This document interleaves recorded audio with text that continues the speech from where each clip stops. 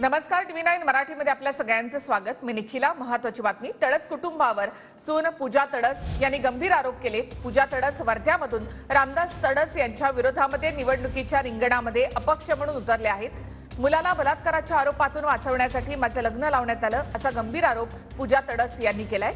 रामदास तडस यांनी मुलाला घरात ठेवून मला एकटीला बाहेर काढलं असा आरोपही पूजा तडस यांनी केला आहे। तर या सगळ्यावर बोलण्यासाठी थेट आपल्यासोबत वर्ध्यामधले भाजपचे उमेदवार रामदास तडस जोडले गेलेले आहेत। रामदास तडस जी, स्वागत तुमचं TV9 मध्ये।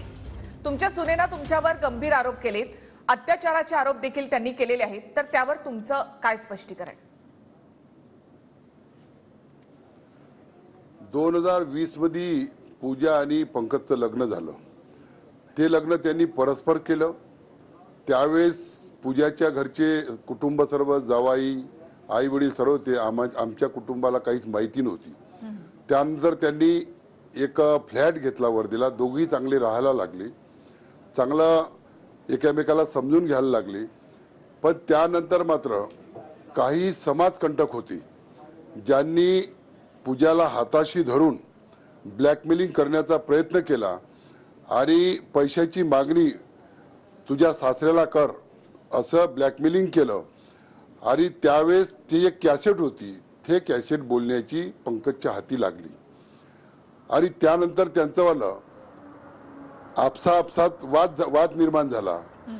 आणि पंकजा देवीला राहायला आला। त्यांनी देवीला एक मकान घेतलं, तिथं त्याचं दुकान आहे, वरतं तो राहते। मी त्याला त्यावेळेसच बेदखल बी करून टाकलं आणि यांचा कोर्टात केस चालू आहे। आता ज्या लोकांनी ब्लॅकमेलिंग केलं त्यावेळेस असे 10 लोक होते। त्याच्यामधला एक मर्डरमध्ये 302 मध्ये अंदर होता, तो आता जमानतीवर बाहेर आहे। त्या लोकांनी एक षडयंत्र केलं, याला मारून टाकायचं, ह्या इस्टेटीवर ताबा घ्यायचा असा पूजाला सल्ला दिला। आणि 2020चं प्रकरण आता पुन्हा यावेळेस सुद्धा हे आता निवडणूक चालू आहे, या निवडणुकीत तिला फॉर्म भरायला लावला, ब्लॅकमेलिंग केलं। मला सुद्धा त्यांनी मागणी केली पैशाची। मी सांगितलं माझी कोणती गलती आहे? त्यांनी लग्न केलं, त्यांनी सुखरूप राहावं। जर ते दोघे जण चांगले राहत असेल तर मी घरी आज बी ठेवायला तयार आहे। पण तुमचं आपसातच पटत नाही। तुम्ही तुम्ही त्या मुलाला मारण्याचा प्रयत्न करून राहिले, ते कॅसेट सापडली, कोर्टात आहे। आता विरोधकाजवळ कोणताही मुद्दा राहिला नाही, म्हणून त्यांनी आमच्या फॅमिलीचा मुद्दा समोर आणला। कारण विरोधक यांच्या पायाची वाळू घसरली आहे, खालची वाळू घसरली आहे आणि त्यांच्या जो विकासाचा मुद्दा एकही नाही। त्यांनी सांगावं ना, मी 10 वर्षात काय काम केलं ते सांगतो, त्यांनी 60 वर्षात काय काम केलं हे सांगावं। त्यांच्या जो विकासाचा मुद्दा नाही आहे आणि म्हणून घरगुती प्रकरण समोर आणायचं आणि या लोकसभेमध्ये अडथळा निर्माण करायचं, हे विरोधकाचं एक षडयंत्र आहे। आज हे प्रकरण न्यायप्रविष्ट आहे। दोघे जण कोर्टात। तडसजी, तुमच्यासाठी पंतप्रधान नरेंद्र मोदी वर्ध्यामध्ये सभा घेणार आहेत, त्याआधीच तुमच्या सुनेनं तुमच्यावर हे गंभीर आरोप केलेत।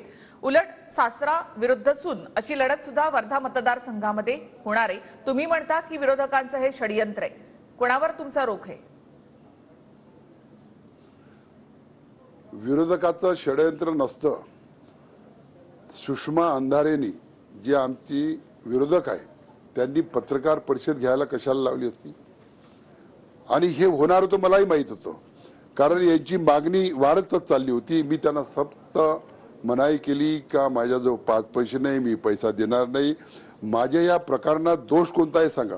एक जरी माझा दोष असला तर मी राजकारणातून निवृत्त होऊन जाईन। माझा दोष नसताना तुम्ही ब्लॅकमेलिंग करता, हे बरोबर आहे का? आणि हे सर्व महाराष्ट्राला माहीत आहे, कारण हे 2020च्या अगोदर बी प्रकरण आलं होतं। त्यामध्ये TV चॅनल सर्व झालं होतं। पैशाची मागणी त्यावेळेस होत होती आणि त्यानंतर मात्र या लोकांच्या संगनमतानं, कारण आता कोर्टात केस आहे, कोर्टात रेकॉर्ड बी आहे त्याचीवाली, मी वाटले तर सांगू शकतो, ते रेकॉर्ड तुमच्या पैसे देऊ शकतो, हे काय काय बोलले तर। असं षडयंत्र करायचं। विरोधकाजवळ आता मुद्दा कोणता उरला नाही ना, विकासाचा उरला ना, कोणता उरला। फक्त फॅमिली मॅटर समोर आणायचं आणि भावनाच्या यानं हे निवडणुकीला समोर जायचं, कशानं होत नाही. या देशाचे प्रधानमंत्री नरेंद्र मोदींनी या देशात ते काम केलं, ते आम्ही जनतेसमोर घेऊन चाललो. यांनी कोणतं काम केलं ते त्यांनी दाखवावं. तडसजी, पक्षाकडून या संदर्भात तुम्हाला काही विचारणा झाली? मला काही विचारणा आली नाही आणि असं होणार आहे हे मला 1 महिन्याच्या अगोदर माहीत होतं, कारण मला याच्याबद्दल ब्लॅकमेलिंग करणं चालू होतं आणि तसं पक्षाच्या नेत्याला मी सांगितले होतं. पक्षाने सांगितलं या प्रकरण हे 2020 मधलंच आहे प्रकरण आणि विरोधकाचं हे कामच आहे. विरोधकाचं ज्यावेळेस त्यांना काही तथ्य राहत नाही त्यावेळेस ते आरोप करते. या गोष्टीत काही तथ्य नाही.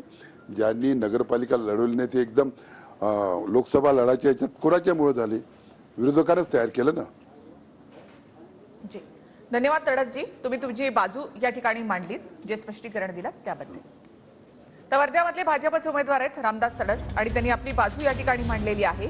त्यांच्या सुनेनं काही वेळापूर्वीच पत्रकार परिषद घेऊन तडस कुटुंबावर गंभीर आरोप केले होते. त्या संदर्भामध्ये रामदास तडस यांनी इथे स्पष्टीकरण देखील दिलेलं आहे.